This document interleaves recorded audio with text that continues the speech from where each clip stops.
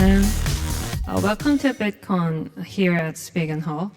I'm Seohee Han, a partner lawyer of Barun Law. Today's session looks at what comes next for Korea and the global crypto market in the wake of the new US stablecoin framework. We will explore how that shift could shape issuance models, reserve and disclosures, on-off-ramp infrastructure, and real economy adoption across regions. Kevin, Peter, Niki, could I ask each of you for a brief self-introduction and how your current work connects to today's topic? Sure. I'll start off. Thank you, and thank you for the conference host for having us here. I'm a partner at a Washington, D.C.-based regulatory strategy and government affairs firm called Delta Strategy Group. I started my career as a law firm lawyer and then over a decade as a regulator, both in the United States and also in the United Kingdom. And my firm was the first firm in Washington, D.C. to lobby on behalf of the digital asset or crypto industry starting in 2014. So we've been in this space for a long time, and we help our clients navigate U.S. law and regulation as it relates to market structure, financial market structure, and certainly digital asset market structure. So we've been in it from the beginning. And then Peter. Yeah, my name is Peter Chung. I'm the head of Presto Research, which is a research arm of Presto, which is a quant trading firm with offices in Singapore, Shanghai, Hong Kong, and Seoul.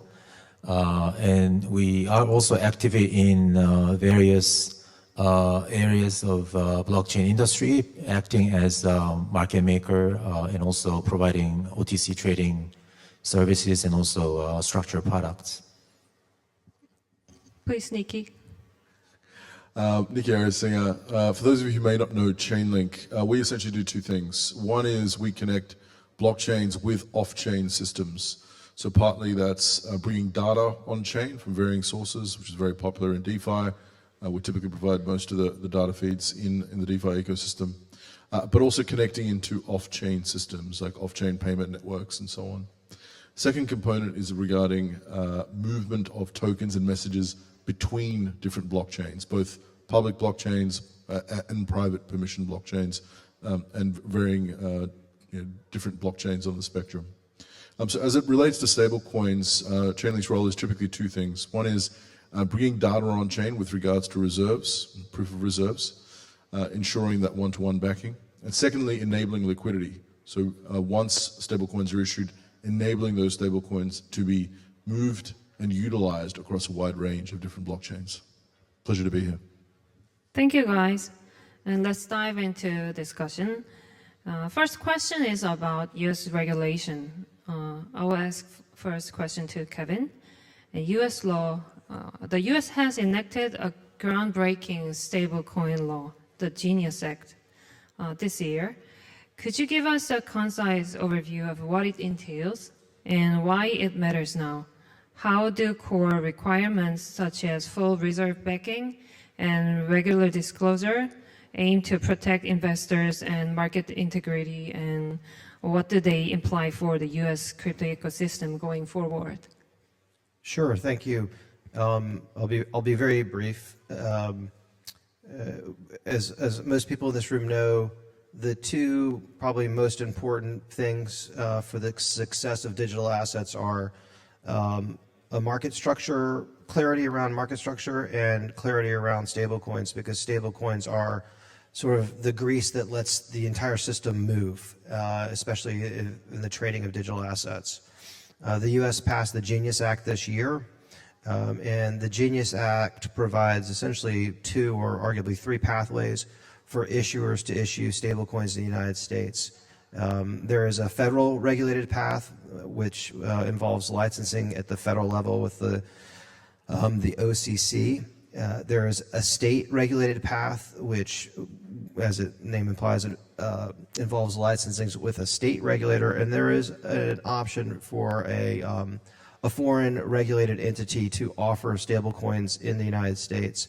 The federal regulated path gives the issuer the most flexibility, and you don't have the cap on the size of the issuance. A state-regulated entity has a cap, and a foreign regulated entity has what I'd argue are somewhat burdensome requirements of one being regulated in another jurisdiction that's deemed competent or comparable to the U.S. regime, and they also have to register in the U.S., so it's sort of a lot of additional regulation. The primary aspects are that the stablecoin has to be backed by high-quality liquid assets, so treasuries, things like that, that it has to be audited on a regular basis, and that the customer has the right of redemption, that there are disclosures that are simple to read, and that the customer has super priority rights in bankruptcy. So if the issuer were to go insolvent, the customer has a preference in any bankruptcy before any creditors of the stablecoin. I'll stop there. We could talk for a long time, but that's high level. Thank you, Kevin. And second question is about global trend lines beyond the US and Korea. I will ask this question first to Peter and then Niki. What global trends are we seeing in stablecoin regulation beyond the US and Korea? Are other major markets following suit? For instance, the EU's MiCA sets strict reserve and disclosure regimes, and Japan and Hong Kong are moving forward with their own frameworks. So how might this patchwork affect firms operating globally? Yeah, maybe I focus on Hong Kong because I think Hong Kong offers more interesting case to study, especially for Korea. So what happened in Hong Kong, also because this is where I'm based as well. But I think what happened in Hong Kong is that the government passed the stablecoin bill in May and went into effect starting from August. So right now, Hong Kong government is in the process of receiving stablecoin bill license applications. Reportedly, there are more than 10 companies that have submitted applications so far. And I think we'll find out maybe towards the end of this year or maybe beginning of next year exactly who's going to be awarded those licenses. And there are some, if you look at the stablecoin bill in Hong Kong, there are some similarities and differences with the US stablecoin bill. The similarities is that, as you mentioned, every stablecoin has to be backed by high quality liquid assets. And I think it's going to be core attributes of any stablecoins in any countries. That's the kind of the proven structure design that applies to stablecoins in any currencies, in my view. So that I don't think that's not something that's going to be compromised anywhere. And then the second similarity would be no yield-bearing stablecoins as well. So Hong Kong also banned stablecoin issuers from distributing the interest income. Differences are that there's, I think in the case of the US, if you are a non-financial issuer, you need a special permission from Treasury Department. Yeah, there's no such a thing in Hong Kong. So it's a lot more, in a way, it's more flexible, at least on paper. The government may take some discretion over who they want to issue their licenses. Maybe they'll be a little bit more strict if it's not the financial firm, but at least on paper, there's no such restrictions. And then the other thing is that the issuer is not limited to issuing just one currency stablecoin. So Hong Kong has Hong Kong dollar as a legal tender, but you can issue stablecoins tracking US dollars or any other currencies as long as it is backed by the high quality liquid assets. So that's kind of interesting. I think Hong Kong is trying to take full advantage of its financial hub status in the stablecoin space. So, and I think also, so because of all these kind of setups, there are already kind of, I think, a lot of chatters in the market that, some tech companies like Alibaba or JD is going to be involved in issuing stablecoins. I think it's already been reported in the media. So that's Yeah, that's kind of what's happening in Hong Kong at the moment. Could I just say, you made a very important point, which I forgot, which was no yield on stablecoins. You can't, an issuer can't pay a yield or interest on a stablecoin.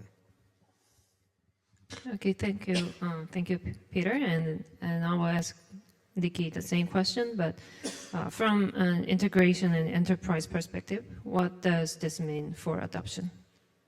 Yeah, I think the way we kind of tend to look at some of these markets is there's almost kind of three categories forming.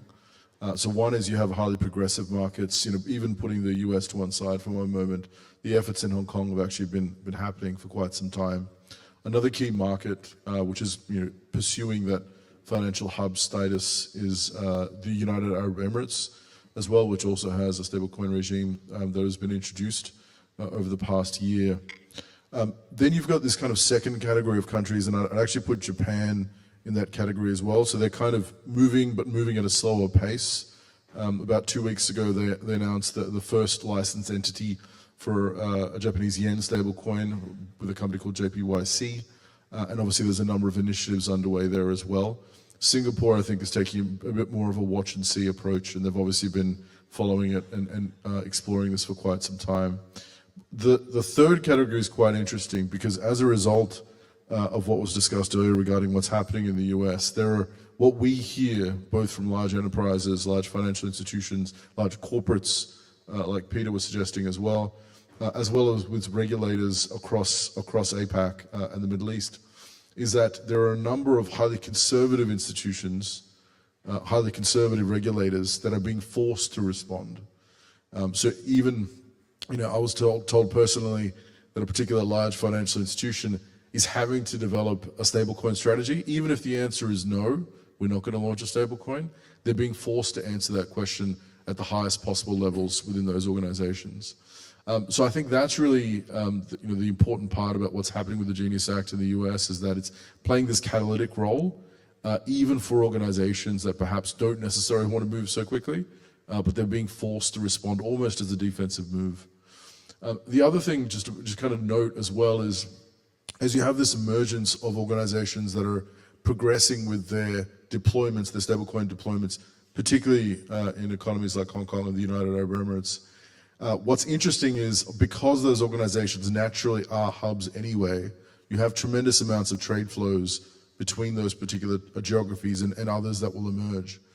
And what's actually exciting is, again, based on what we hear from many of our partners, is that the stablecoins that are being built are moving out of the typical usage models of typically being used for crypto trading and actually being used for real world use cases, and particularly what we hear between the UAE and Hong Kong, or you can think more regionally between the Middle East and East Asia, is that it's being used for trade flows, facilitating different types of trade flows between those regions.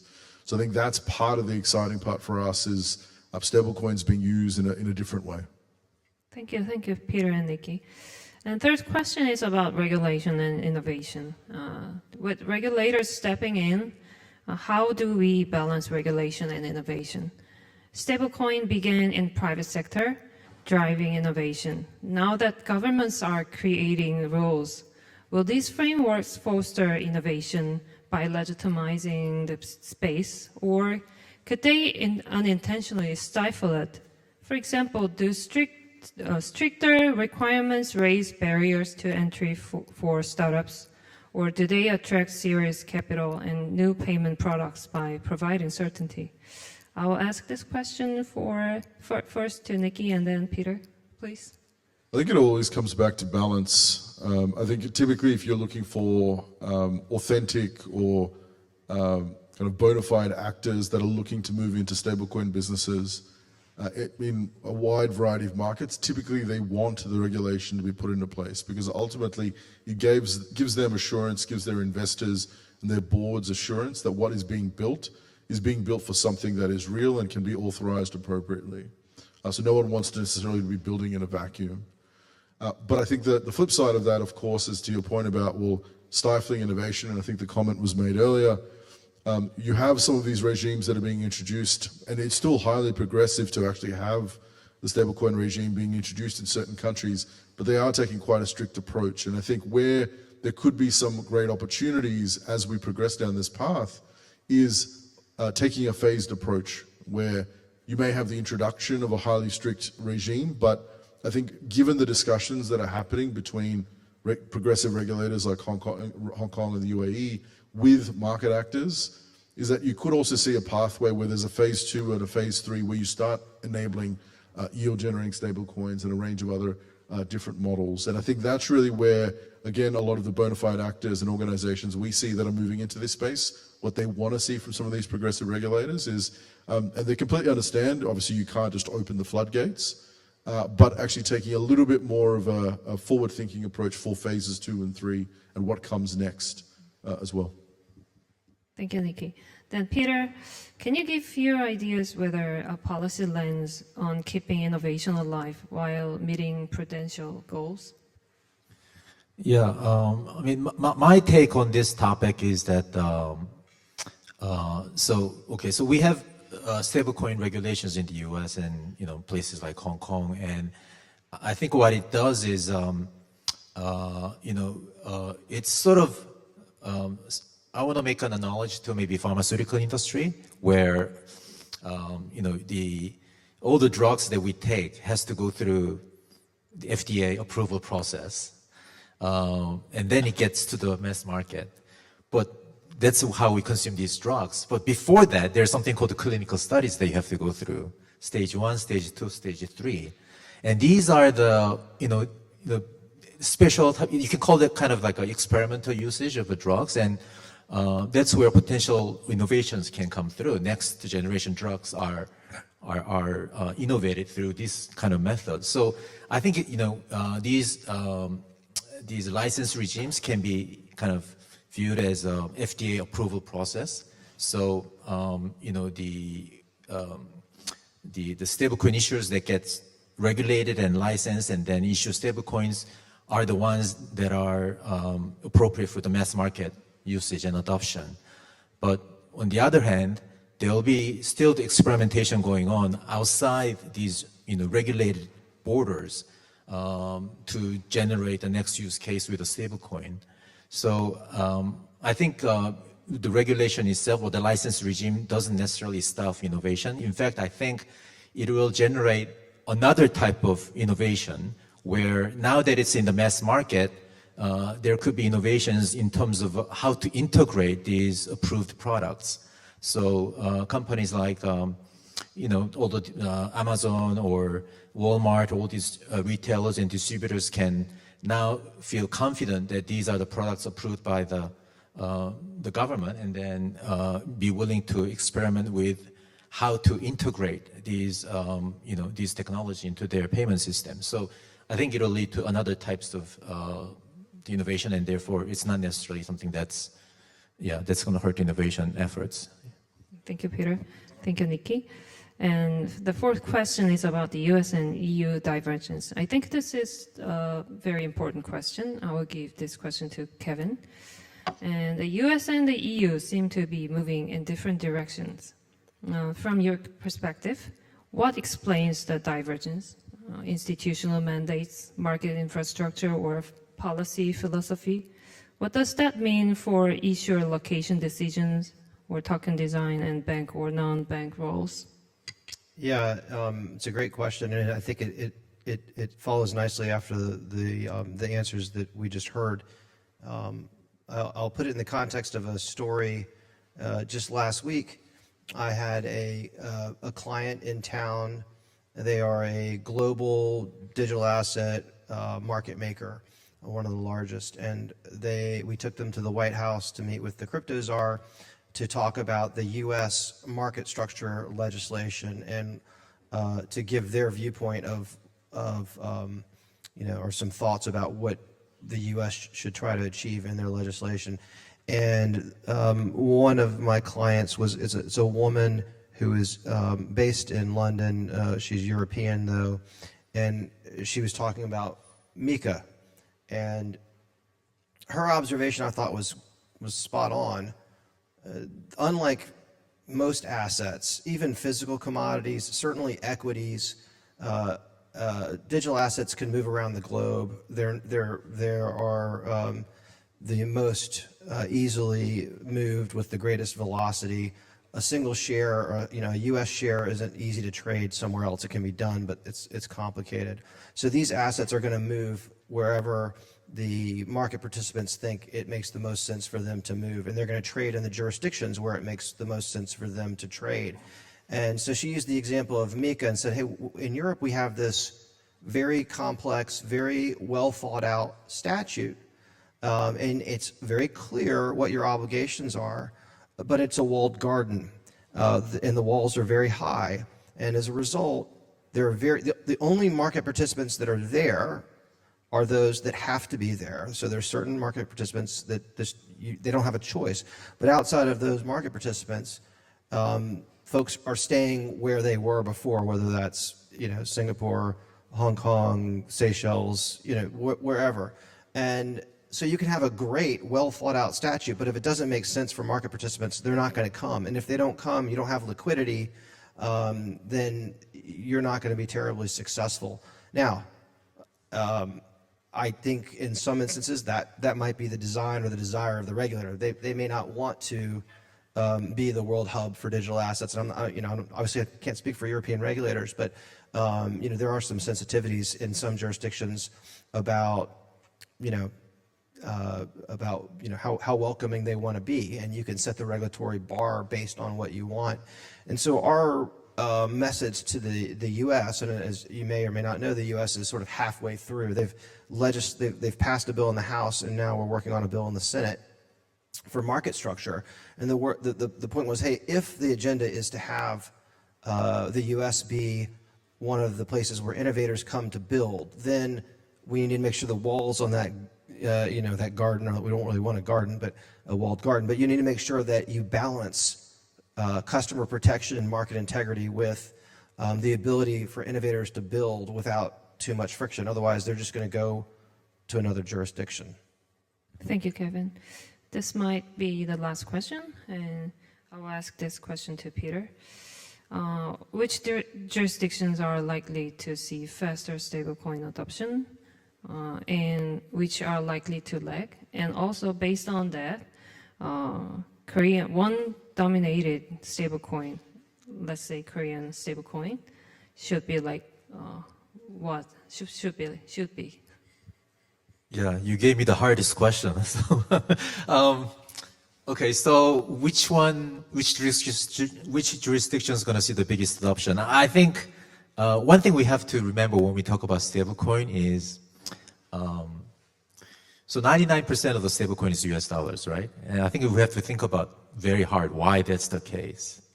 And the blockchain, if you think about it, the value proposition is the frictionless value exchange rail, meaning the thing that you put on blockchain can freely move across borders without much frictions, right? So the thing that you put on blockchain has to be something that everybody around the world want, globally sought after asset.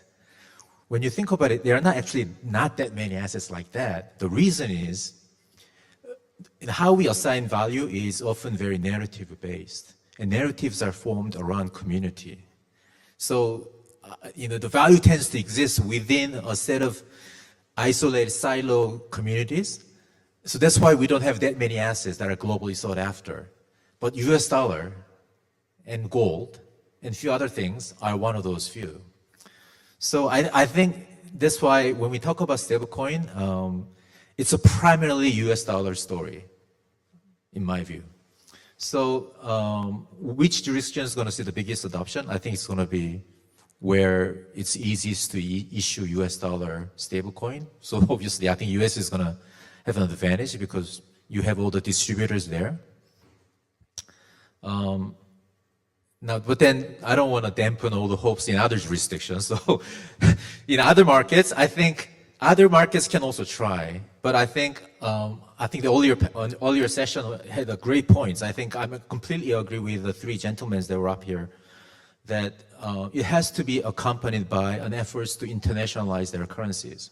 So US dollar is already very international, right? There are other currencies that is not US dollar, but still fairly international, right? Like a euro being one example. Even Japanese yen, you could argue it's fairly international because, there's no like a capital control like the way that Korea has at the moment on the current account transactions. So, these are the examples. So if Korean won, like somebody like a Korean won wants to be, wants to have a stablecoin, I think it's important that we think about, we accompany that efforts with efforts to internationalize the currency over the long run. And also, I want to touch another point that I kind of forgot to mention in the first question, which is, what's happening in Hong Kong is that, all the stablecoin, efforts in Hong Kong, the reason why it's important for Hong Kong and more broadly China is because China has a long-term plan to internationalize their currency.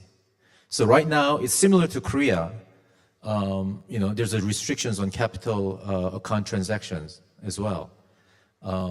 But because they have a long-term goal to internationalize their currency, what they have is they're, in a way, they're more liberated regime than Korea because they have a sandbox in the form of Hong Kong.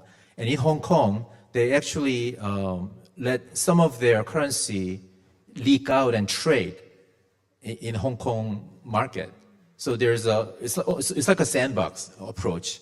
And, there's a symbol so the Chinese yuan is CNY, and there's a symbol called CNH, which refers to the exchange rate for the offshore Chinese yuan.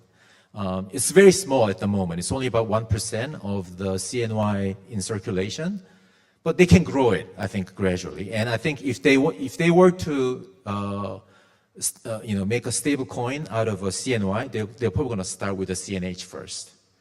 So I think, China is very interesting because they have that sandbox called Hong Kong. Korea doesn't have one. I don't know how we're going to go about doing it. So that's kind of where things stand. Thank you, Peter. Maybe we should have some sandbox regulation like Hong Kong. We covered a lot of ground, so I make three quick takeaways.